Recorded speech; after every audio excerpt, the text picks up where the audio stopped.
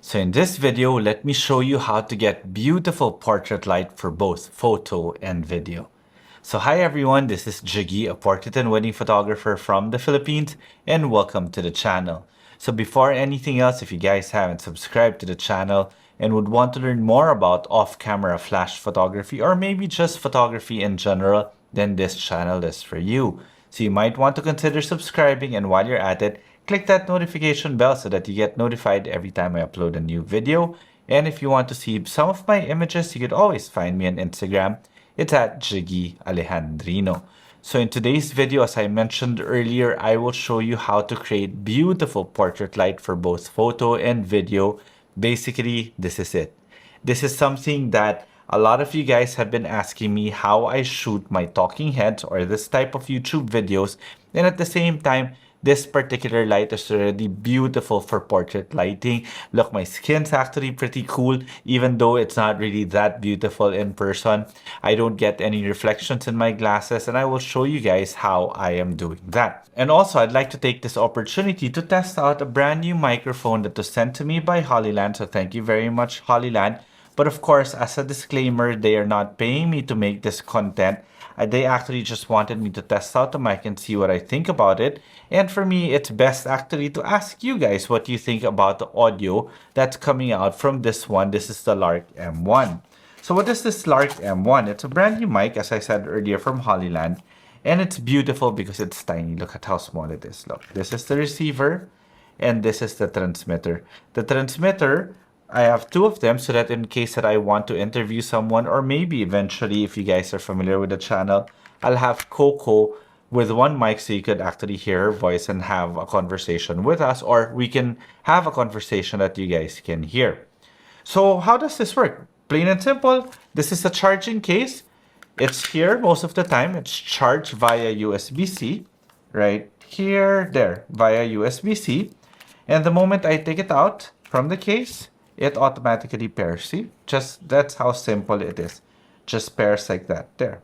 So now both mics are actually working. And then all I need to do is connect this particular one via cable like this one, or maybe something like this. I think it's already there in the other camera. And it will just connect to the microphone input of the camera. And let's see how this one sounds like. So let me connect this to that camera over there so I can also show you what this set actually looks like. So hold on. Okay, so I have my mic receiver connected to this camera already, and welcome to my studio. This is how it looks like from behind the camera. So basically what's happening here is that I have two lights, this one and this one. Then I have this one, what we call as practical lighting. So let me show you what each particular light does. So let's start off first with the two lights in the back, this one, and actually the one right behind my computer. Right behind my computer is a Photix M1000R. It's an LED light. Let me show you. All right, I'll show you guys. This is how it looks like. This is the M1000R. It's just a square light, battery operated, but of course I have it plugged.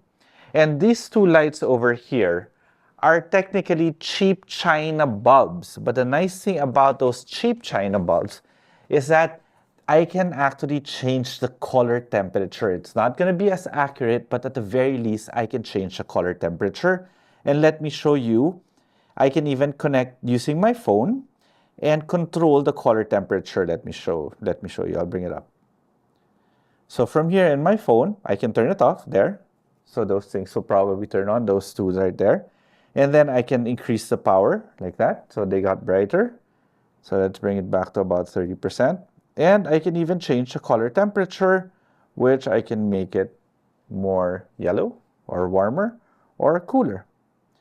So it's really beautiful the way this particular lights are set up. But right now I have it at 5500 Kelvin and 3000 at 30%. So that's my practical lighting. That's the one that creates depth in this particular layout. You guys can see it here. This is practical lighting.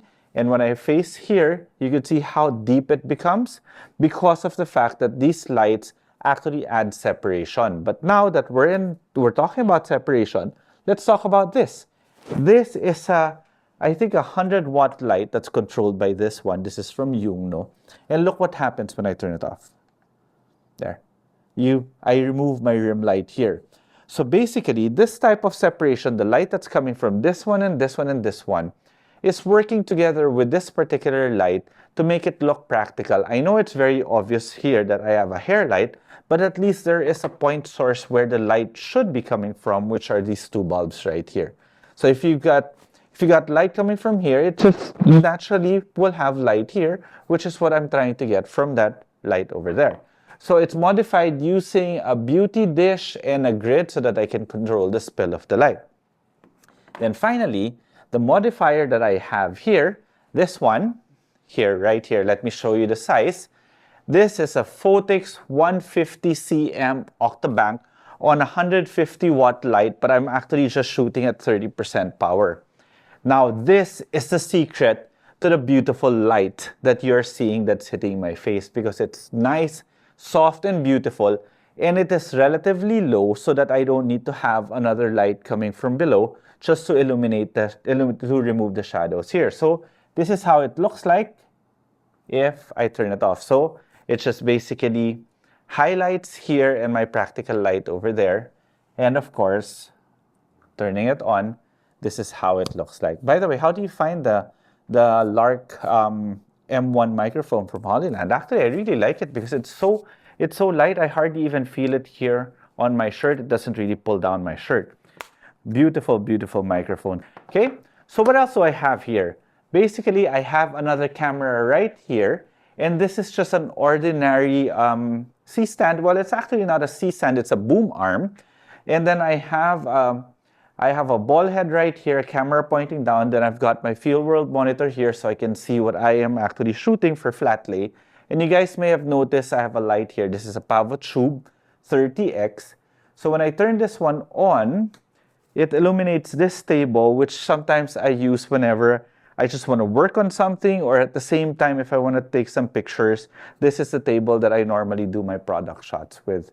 So it's all here. It's held together using this one, or it's held in place using this one. This is a spider clamp from iFootage. Okay, so this is basically how to create beautiful studio lighting for portraits, both for photo and video. What you have to remember is that you always have to have a kicker light so that you can separate your subject from the background.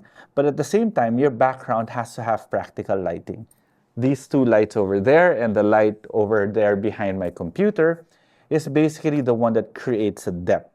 So if you guys are familiar with the channel, you know I talk about layering with light. This is basically how it is. I have my light here, I have my light here, but I have two lights here and another light there, creating the three-dimensional layer, three-dimensional effect that I want from this one, a 2D image basically, but we want it to be as deep as possible. How I would love to have been able to put this table right here and shoot towards this corner right here, but then of course I can't have everything in the studio because it's still a working studio, and this is where I do most of my edits. Okay, so let me know what you guys think about this particular light setup. It's actually relatively simple. It's just two lights.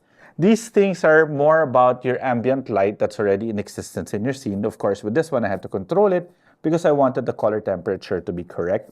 And what do you think about the microphone? I don't really know how it sounds like until I put this in the computer, but I am assuming that it should actually sound pretty good because most of the products that I've tested from HollyLand are actually pretty good. Oh, by the way, you guys might be wondering what camera I'm using to shoot my talking heads like this.